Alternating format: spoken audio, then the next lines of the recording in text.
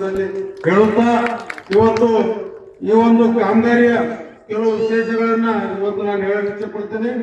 ಇವತ್ತು ಗೋಳ ಗ್ರಾಮದಲ್ಲಿ ಇವತ್ತು ಬರುವ ಕಾಮಗಾರಿ ನಿಜಾಮ್ ಬಜಾರ್ದಿಂದ ಕೆಳಸೇತುವೆ ಮುಖಾಂತರ ಇವತ್ತು ಗೋಳ ಗ್ರಾಮಕ್ಕೆ ಬಸ್ ನಿಲ್ದಾಣದವರೆಗೆ ಕಾಮಗಾರಿ ನಡೀತಾ ಇದೆ.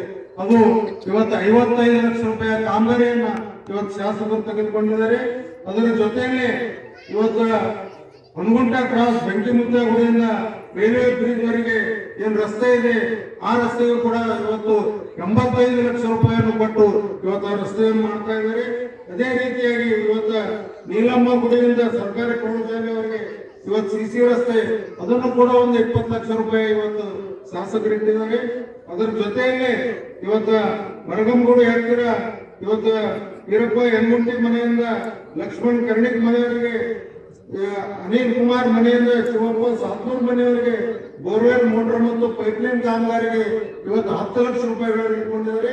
ಅದರ ಜೊತೆಯಲ್ಲಿ ಇಡೀ ಇದು ಗೋಳ ಗ್ರಾಮದ ಸಮಸ್ತ ನಾಗರಿಕರಿಗೆ ಅನುಕೂಲ ಆಗುವಂತ ಇವತ್ತು ಯಾವ್ದಾದ್ರು ಕಾರ್ಯ ಇದೆಯಪ್ಪ ಅಂದ್ರ ಇವತ್ತು ಇಡೀ ಒಂದು ಗೋಳ ಗ್ರಾಮಕ್ಕೆ ಎಲ್ಲರಿಗೂ ಕೂಡ ಇವತ್ತು ಬಡವರು ಇರ್ಬೋದು, ದೀನರು ಇರ್ಬೋದು, ದಲಿತರು ಇರ್ಬೋದು, ರೈತಾಪಿ ವರ್ಗದ ಇವತ್ತು ನಮ್ಮ ರೈತರು ಇರ್ಬೋದು, ಎಲ್ಲರಿಗೂ ಗೋಳ ಗ್ರಾಮದಲ್ಲಿ ಅತ್ಯವಶ್ಯಕವಾಗಿರ್ತಕ್ಕಂಥ ಒಂದು ಸಮುದಾಯ ಭವನವನ್ನ ಇವತ್ತು ಯಾವುದೇ ಒಂದು ಚಿಕ್ಕ ಕಾರ್ಯಕ್ರಮ ಇರ್ಬೋದು, ಇವತ್ತು ಲಗ್ನ ಕಾರ್ಯಕ್ರಮ ಇರ್ಬೋದು, ಇವತ್ತು ಎಲ್ಲರಿಗೂ ಕೂಡ ಅನುಕೂಲ ಆಗುವಂತ ಇವತ್ತು ಯಾವ್ದಾದ್ರು ಇವತ್ತು ಕೆಲಸ ಇವತ್ತು ಬೇಕಾಗಿತ್ತಪ್ಪ ಅಂದ್ರೆ ಅದು ಸಮುದಾಯ ಭವನ ಬಹಳ ಅವಶ್ಯಕತೆವಾಗಿತ್ತು.